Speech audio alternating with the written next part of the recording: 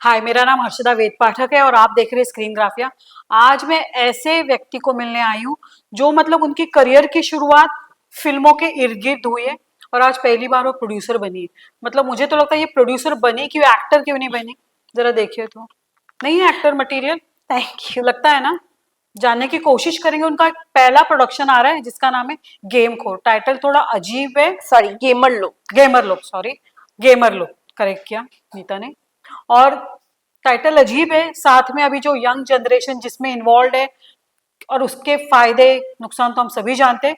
नीता से पूछेंगे कि पहली बार इतना टफ सब्जेक्ट क्यों चुना? नीता। जी। जब ये सब्जेक्ट मेरे पास आई थी, मेरे पार्टनर है डायरेक्टर अभिनय देव। हम दोनों की एक कंपनी है आरडीपी पल्प फिक्शन एंटरटेनमेंट। और जब इसके जो राइटर थे करमनी आहूजा ये सब्जेक्ट हमारे पास लेके आए, जो हमको बहुत इंटरेस्टिंग लगा वो था ये गेमिंग की दुनिया। क्योंकि आज इंडिया में गेमिंग एक 2.2 बिलियन डॉलर की इंडस्ट्री है। और हमारे पीएम ने भी इसको बहुत प्रमोट किया है। इनफैक्ट जो वेव समिट अभी हुआ था वहां भी बहुत प्रमोट हुआ है। लेकिन किसी ने भी इंडियन सिनेमा में आज तक कोई भी फिल्म या वेब सीरीज नहीं बनाई है गेमिंग की दुनिया पर। जी। सबसे इंटरेस्टिंग बात इस शो की है कि this is a world of gaming. ये एकदम अलग दुनिया है। और इस दुनिया में हमने ऐसे 7 कैरेक्टर्स को एक्सप्लोर किया है जो अलग अलग बैकड्रॉप, कल्चर, अलग सिटीज से आए हैं, लेकिन सबका एक ही ड्रीम है गेमिंग में अपना नाम बनाना।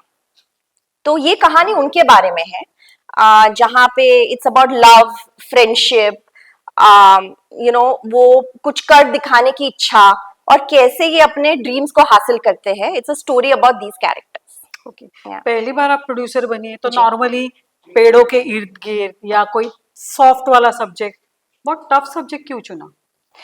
क्योंकि मेरे जो पार्टनर है अभिनय, वो आप जानते होंगे उन्होंने फिल्म्स बनाई है जैसे डेली बेली, जो तब जब रिलीज हुई थी 10-11 साल पहले, वो भी टफ थी। वो अलग दुनिया थी। उसके बाद 24 सीरीज जो उन्होंने बनाई, वो भी तब ये कोई ओटीटी प्लेटफॉर्म्स नहीं थे। जब उन्होंने 24 जो अमेरिकन सीरीज थी इंडिया में बनाई, लेकिन वो सीरीज के फॉर्मेट में ही थी। तो he always explores things which are different and way before time. और when we got this subject, मुझे भी लगा कि ये एक अलग दुनिया है, इसको एक्सप्लोर करना है। इजी चीज तो कोई भी कर सकता है, but let's do something which is different, which will stand out. तो that was the logic. Okay.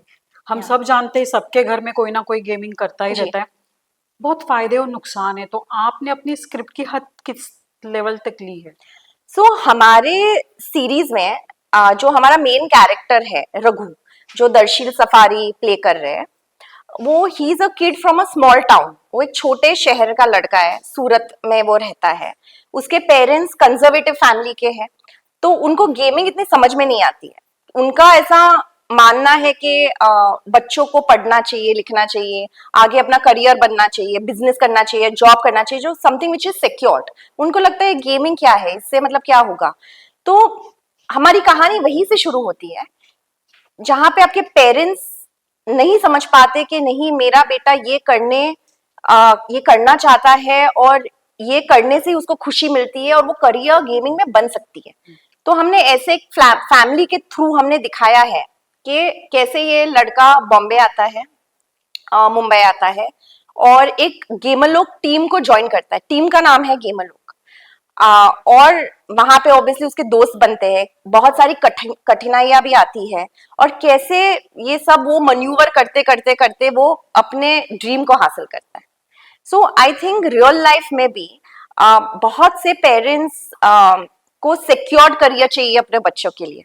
And it's not just gaming. अगर कोई सो मेनी टाइम्स मुझे पता है कि कोई एक्टर बनना चाहता है या कोई कुछ और करना चाहता है, तो उनको लगता है कि ये इनसिक्योर करियर है, क्योंकि अगर इसमें फेल हो गए तो क्या होगा। सिक्योरिटी कहाँ है यहाँ, फाइनेंशियल सिक्योरिटी कहाँ है, करियर की सिक्योरिटी कहाँ है। रियल लाइफ में भी ऐसे कई सारे किस्से हैं जहाँ पे बच्चे पेरेंट्स के अगेंस्ट जाके अपने मर्जी की करना चाहते हैं। तो हमने वो एंगल को पूरा एक्सप्लोर किया है। और मेरा ये मानना है कि गेमिंग इंडस्ट्री हो या कुछ भी हो, सबके फायदे और नुकसान तो होते ही है। अभी गेमिंग का भी ऐसा नहीं है कि तुम 24/7 आप गेमिंग करते रहो और पढ़ाई पे ध्यान मत दो या कुछ करो, उसके भी साइड इफेक्ट्स ऑब्वियसली है। तो कहीं ना कहीं आपको जो भी करना है आपको बैलेंस करके चलना होता है। आप कुछ भी अगर एक्स्ट्रा ज्यादा एडिक्शन बना लेते हैं तो दैट इज ऑल्सो बैड। सो हमने वो काफी ध्यान रखा है कि एक बैलेंस टेक दिया है शो में। ओके। कलाकारों का चयन मोस्टली नए चेहरे हैं, तो जी। क्या सोच थी नए चेहरे को लेने के, मतलब दर्शन के सिवा? सो जब हम लोग ये कास्टिंग कर रहे थे तो Darsheel was a first choice. हमको हमेशा लगा था कि दर्शील ही इसको पोर्ट्रे करेगा। अंजलि जो हमारी हीरोइन है, जो जोआना का कैरेक्टर प्ले कर रही है, उसने तभी एक वेब सीरीज की थी जो नेटफ्लिक्स पे आई थी, क्लास करके।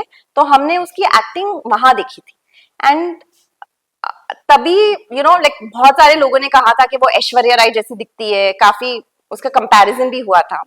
और जब हमने उसका ऑडिशन किया हमें लगा कि जो कैरेक्टर है वो उसको परफेक्टली फिट कर रही है। और बाकी जो 5 कैरेक्टर्स आप देख रहे थे, हमें यंग फ्रेश टैलेंट चाहिए था, क्योंकि ये कहानी भी बच्चों की है जो 18 और 24 के बीच में है।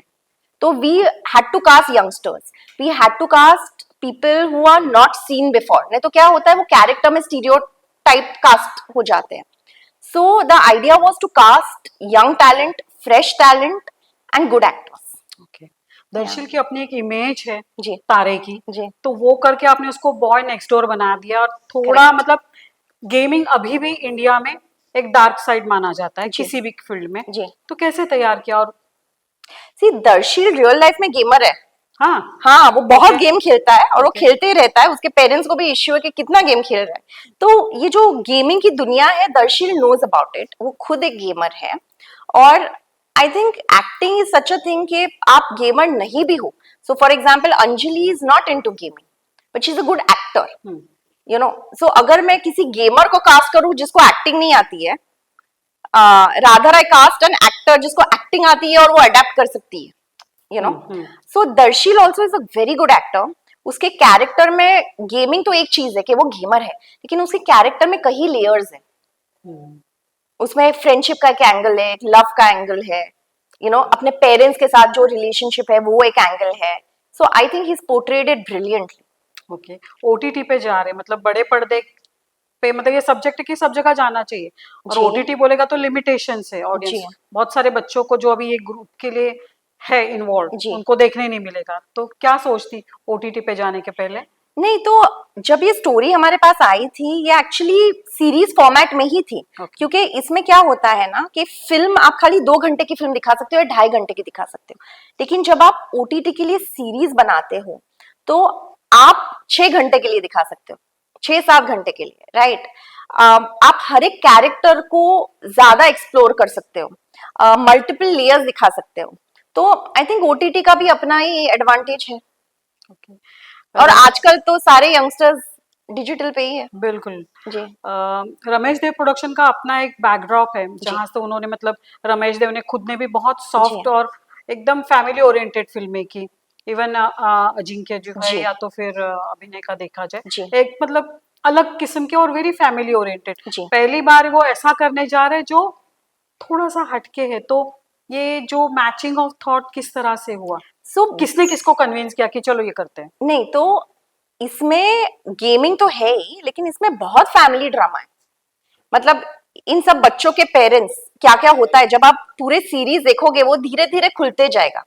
और इसमें काफी एक्शन है, काफी वीएफएक्स है। जो अभिनय ने किया है एक्शन 24 सीरीज में, फोर्स 2 में, तो वो माने गए हैं अपने एक्शन के लिए। तो हमने ट्राई किया है कि इसमें पूरा बैलेंसिंग करे कि ड्रामा भी है, कॉमेडी भी है, एक्शन भी है और गेमिंग भी है। और मैं और एक बात बताना चाहूंगी कि अजिंक्य देव जी के बेटे आर्या इस सीरीज के डायरेक्टर है। ओके। जी। तो आप सो वो एक नई पीढ़ी है, यंग है, बहुत टैलेंटेड है, 10 साल से अभिनय के साथ काम कर चुके हैं, उनको असिस्ट किया है उन्होंने।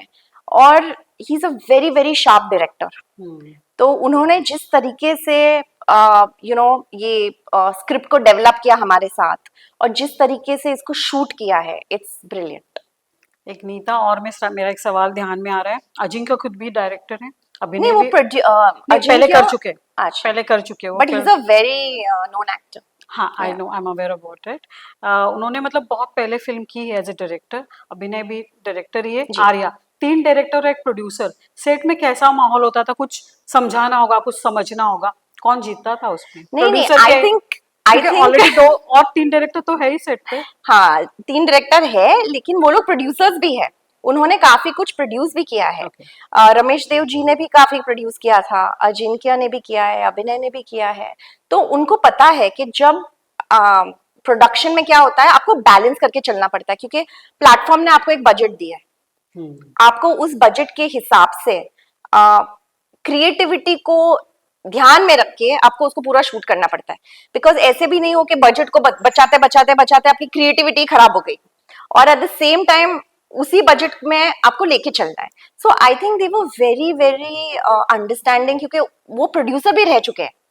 सो ऐसा नहीं है कि कि खाली वो डायरेक्शन डायरेक्शन का ही सोच रहे हैं, और इनफैक्ट यहाँ पे तो वो प्रोड्यूसर ही है, Arya as a director. Okay so I think वो थोड़ा हुआ कि ये ऐसा क्यों, but in the end the show has to work for everyone, so everyone comes together, और हम लोग एक मिड पाथ लेते हैं कि ऐसे करें।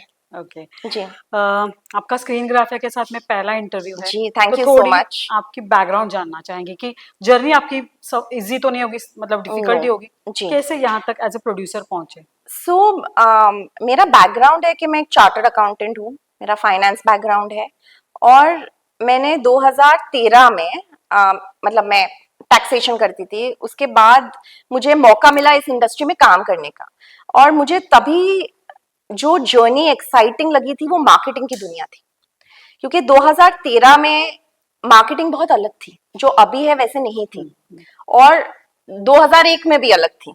तो मार्केटिंग जो इवॉल्व हुई है, ओके, मुझे उसमें काफी दिलचस्पी रही है।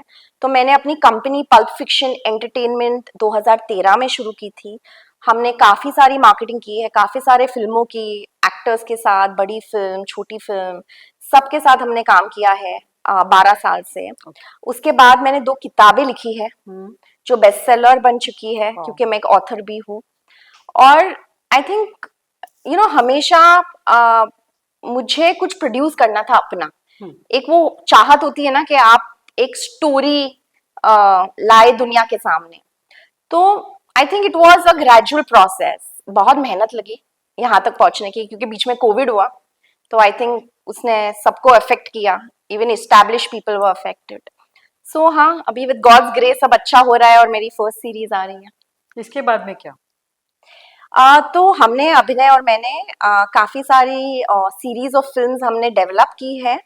अभी कुछ अनाउंसमेंट्स आएंगे इस साल, होपफुली। ओके नीता, और अभी हम बात करें, आई एम सॉरी मैं ज्यादा एक 2 मिनट लेना नो चाहूंगी। No no problem. आप जो बता रहे हैं आपका ग्रोथ है, आप जी रुकी नहीं है, जी। तो राइटर, मार्केटिंग, राइटर और अभी प्रोड्यूसर, तो कभी हम देख पाएंगे कि आप खुद एक्टिंग करो या लिखो अपना प्रोजेक्ट, या तो फिर डायरेक्शन करो, क्योंकि नहीं, अभी अभी I know that is a gradual process, acting तो नहीं, because it's a totally different ball game. मतलब कैमरा के सामने तो मैं आई डोंट थिंक कभी इतना भी मैं कर रही हूँ interview, it's a lot but acting नहीं। But of course writing is something which I enjoy. Direction का ऑनेस्टली मैंने सोचा नहीं ओके है। नीता, आप करेंगी तो बहुत ही अच्छा और बेस्ट करेंगी। थैंक यू, स्क्रीन ग्राफिया से बात करने के लिए ढेर सारा thank you. Thank you so much. और देखिए गेमर लोग, Amazon MX प्लेयर पे।